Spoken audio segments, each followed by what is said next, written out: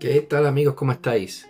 Me he leído un libro de esos que yo no leía antes, erróneamente, equivocadamente, pero que sabéis si seguís mis reseñas que, bueno, me aficioné gracias a los libros de Círculo Rojo que me llegaban para reseñar. Hablo de el género de fantasía, fantasía épica, ciencia ficción.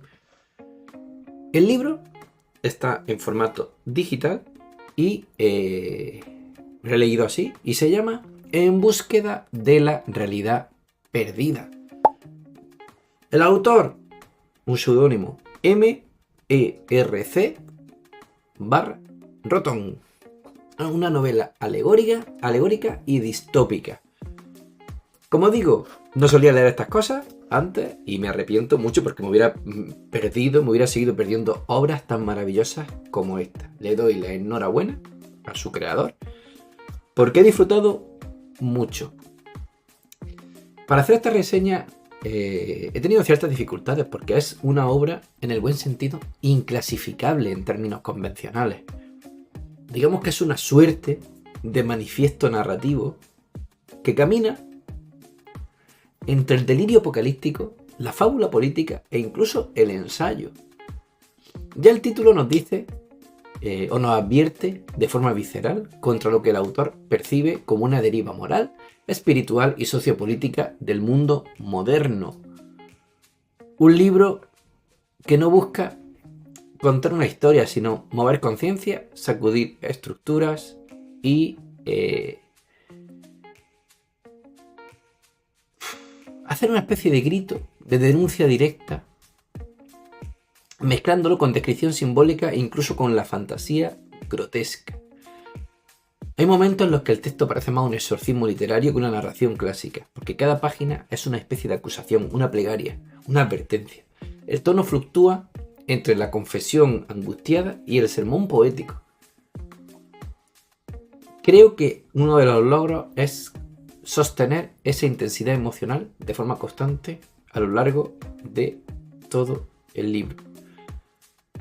Digo que es de fantasía o ciencia ficción porque la gran tesis del libro es que el ser humano ha sido desconectado de su verdadera realidad por un sistema perverso que combina ideología, tecnología y manipulación social. El libro insiste en la necesidad urgente de despertar, de ver más allá del holograma, entre comillas, que nos han vendido como vida real y regresar a una existencia con fe, propósito y autenticidad. La libertad aquí es un concepto tanto espiritual como político y su pérdida una tragedia de proporciones casi bíblicas.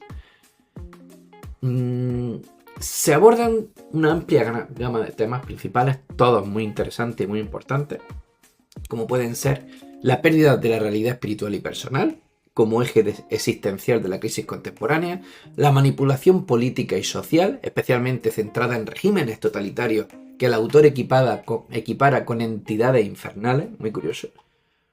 Por supuesto, la corrupción, la dictadura y el adoctrinamiento, expuestos como formas modernas de posesión diabólica, la resistencia interior y la búsqueda de la libertad, que son presentadas como un acto casi místico de salvación individual y colectiva.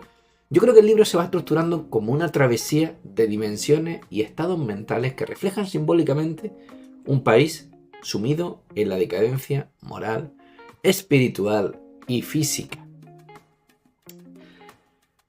Lógicamente no es una novela, no tiene corte tradicional con protagonistas y arte dramático bien definidos, pero sí hay figuras simbólicas reconocibles. El narrador protagonista es un hombre arrojado a una distopía infernal de zombies ideológicos, ogros políticos y paisajes en ruinas.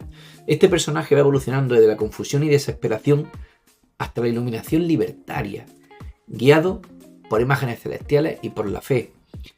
Y a su alrededor gravitan figuras como la bestia socialista comunista, la ciudad perdida o la casa Persube. Más alegorías que individuos, por supuesto, todos símbolos de la lucha interior y social.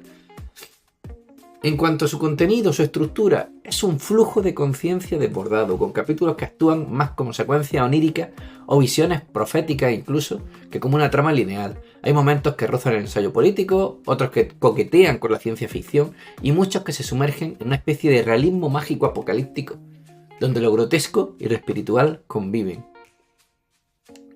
Por cierto, es un libro a color, cuyas ilustraciones que existen refuerzan ese carácter. Imágenes sombrías, figuras monstruosas, simbolismo religioso y todo en clave de pesadilla.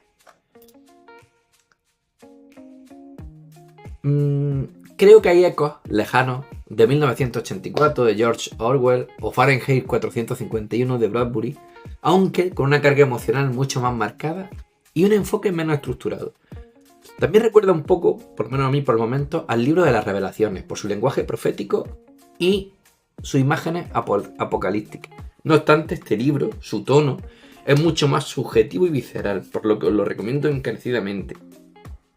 Sin la distancia crítica de una distopía clásica, es más cercano, quizá, al Pedro Páramo de Juan Rulfo en la forma de mezclar la muerte, la memoria y el delirio, por hacer algunas similitudes con autores y libros importantes. En definitiva, en conclusión, En búsqueda de la realidad perdida es un libro singular, desbordante, polémico y a ratos arrollador, abrumador. No es una lectura sencilla ni amable. Interpela al lector, lo sacude, lo golpea, lo incomoda, lo desafía. Yo me he sentido así. Su mayor virtud, la del libro, es sin duda la autenticidad con la que el autor plasma su visión del mundo y su desesperación ante lo que percibe como una tragedia civilizadora. No apto para quienes buscan evasión o entretenimiento ligero. No. Este libro está pensado para quienes no temen enfrentarse a una lectura incómoda, desafiante y profundamente marcada por una mirada crítica y espiritual sobre el mundo moderno. De verdad que os lo recomiendo encarecidamente y le doy una buena al autor por ese delirio tan maravilloso que nos ha regalado y agradecerle la confianza en Círculo Rojo para que lo haya sacado a la luz. Mucha suerte.